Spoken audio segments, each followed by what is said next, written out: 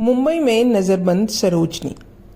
जिस समय सरोजनी नायडू दक्षिण अफ्रीका में भारतीय प्रतिनिधि मंडल का प्रतिनिधित्व कर रही थी, उस दौरान सरकार ने गांधी जी सहित कांग्रेस कार्य समिति के सभी सदस्यों को जेल में बंद कर दिया था।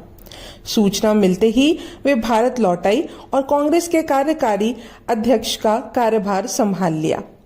अनेक कार्यकर्ता बंदी बनाए जा चुके थे।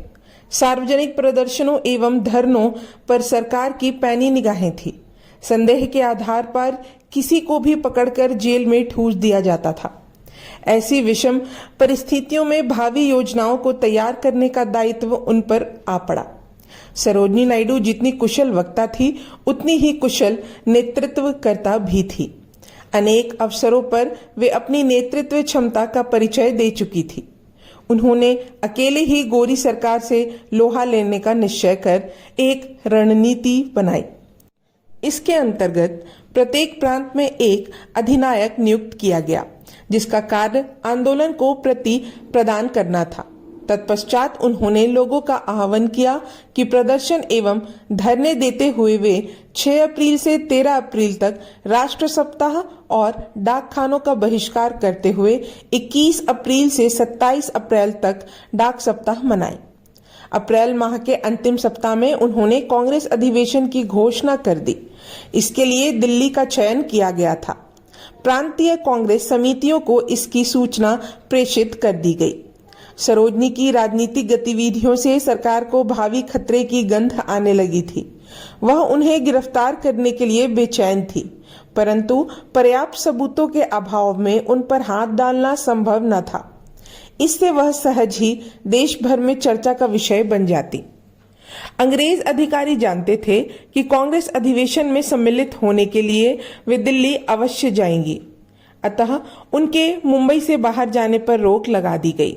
लेकिन सरोजनी गोरी सरकार के आगे घुटने टेकने वालों में से न थी। वे जो कह देती उसे करके ही दम लेती थी। सरकार आदेश की धज्जियां उड़ाते हुए 22 अप्रैल 1932 को शाम 7 बजे वह दिल्ली के लिए रवाना हुई। अंग्रेज अधिकारी इसी समय की प्रतीक्षा कर रहे थे। अगले स्टेशन पर उन्हें गिरफ्तार करके ऑर्थर रोड जेल भेज दिया गया। कुछ दिन बाद उन्हें वहां से यरवदा जेल में स्थानांतरित कर दिया गया। फूट डालो राज करो। फूट डालो राज करो की नीति का अनुसरण करने वाली ब्रिटिश सरकार प्रारंभ से ही भारतीय समाज को धर्म एवं जाति आधार पर विभक्त करने के लिए प्रयासरत थी। वह ऐसे अवसर की तलाश में रहती थी जिसमें सांप्रदायिक द्वेष पनपता हो। इसी तरह का प्रयास तत्कालीन ब्रिटिश प्रधानमंत्री रेमसे मैकडॉनल्ड ने किया। उन्होंने कम्युनल अवार्ड नामक एक विवादास्पद चुनाव पद्धति की घोषणा कर दी। जातिगत मतदान प्रणाली पर आधारित इस पद्धति के अंतर्गत हरिजन केवल हरिजन को मत दे सकता था। उसे किसी अन्य जाति के उम्मीदवार को मत देने का अधिकार नहीं था। इस तरह ब्रिटिश सरकार देश को छोटे छोटे वर्गों में बांटने का षड्यंत्र रच रही थी। 8 अगस्त 1932 को इस पद्धति की घोषणा कर दी गई।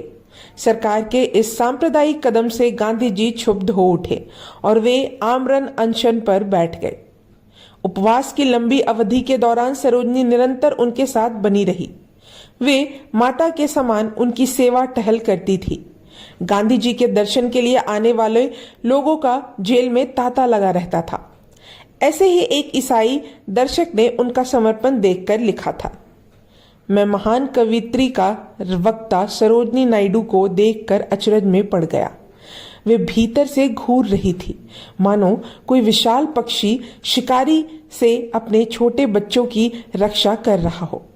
उनकी तुलना में जेल के पहरेदार अधिक सौम्य प्रतीत हो रहे थे। कुछ क्षणों तक ध्यान से देखने के बाद मुझे यह पता चला कि वे संतरी को यह निर्णय लेने में सहायता कर रही थी कि असंख्य दर्शनार्थियों में से किन्हें उनके बंदी नेता के दर्शन के लिए बुलाया जा सकता है। शीघ्र ही डॉक्टर भीमराव अंबेडकर और गांधी जी के बीच पूना पैक्ट समझौता हुआ, जिसके अंतर्गत हरिजनों के लिए आरक्षण की मांग स्वीकार कर ली गई। 26 सितंबर 1932 को गांधी जी ने आमरण अनशन समाप्त कर दिया। गांधी जी का पुनर्जीवन। छुआछूत के पाप के प्रायश्चित के लिए गांधी जी ने 8 मई 1933 को 21 दिन का उपवास आरंभ किया। वे पहले ही बहुत कमजोर हो चुके थे। उनका स्वास्थ्य भी तेजी से खराब होता जा रहा था। सरकार उनकी संभावित मृत्यु को लेकर आश्वस्त हो चुकी थी। उनकी मौत के दोष से बचने के लिए सरकार ने उपवास के दूसरे दिन ही उन्हें कस्तूरबा गांधी और सरोजनी नायडू के साथ रिहा कर दिया। वे तीनों पूना में लेडी ठाकरसी के घर आ गए। गांधी जी मृतप्राय हो गए थे। उनका शारीरिक नियंत्रण समाप्त हो चुका था।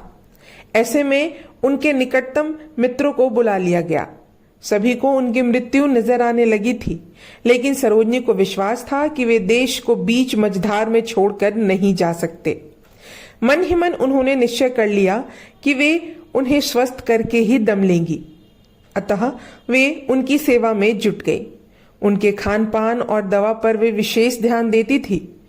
उनके अथक प्रयासों के फलस्वरूप गांधी जी में जिजीवसा पैदा हो उठा।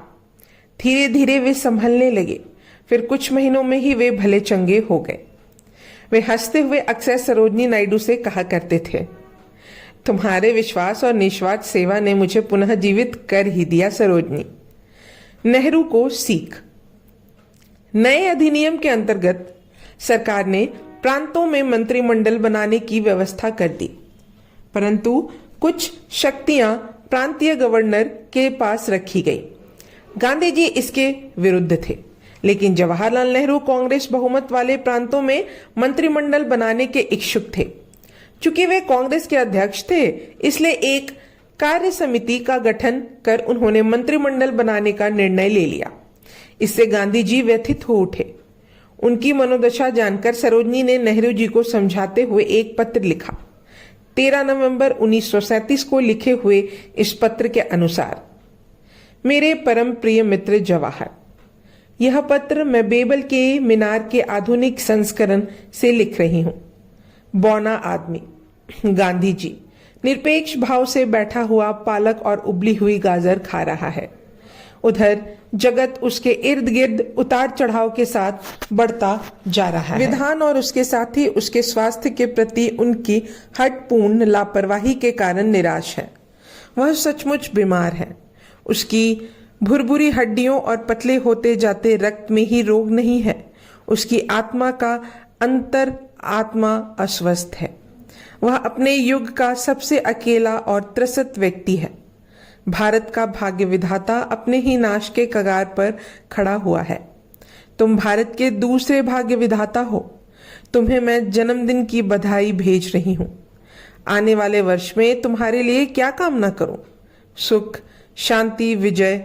मनुष्यों को ये वस्तुएं अत्यंत प्रिय होती हैं, लेकिन तुम्हारे लिए इनका स्थान गौण है, लगभग प्रासंगिक।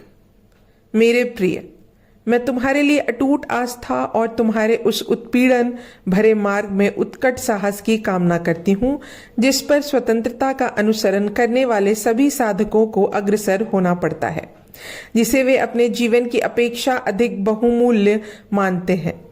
व्यक्तिगत स्वतंत्रता नहीं, वरन समूचे राष्ट्र की बंधन मुक्ति।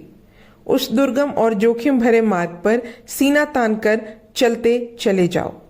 यदि तुम्हारे भाग्य में दर्द, अकेलापन और दुख बंधे हो, तो याद रखना कि तुम्हारे समस्त बलिदानों की चरम परिणति स्वतंत्रता में होगी, परंतु तुम अपने आप को अकेला नहीं पाओगे। तुम्हारी सरोजनी। यह भाग यही समाप्त होता है। अब हम अगले भाग में जानेंगे विश्व भारती की आचार्य। तब तक के लिए धन्यवाद।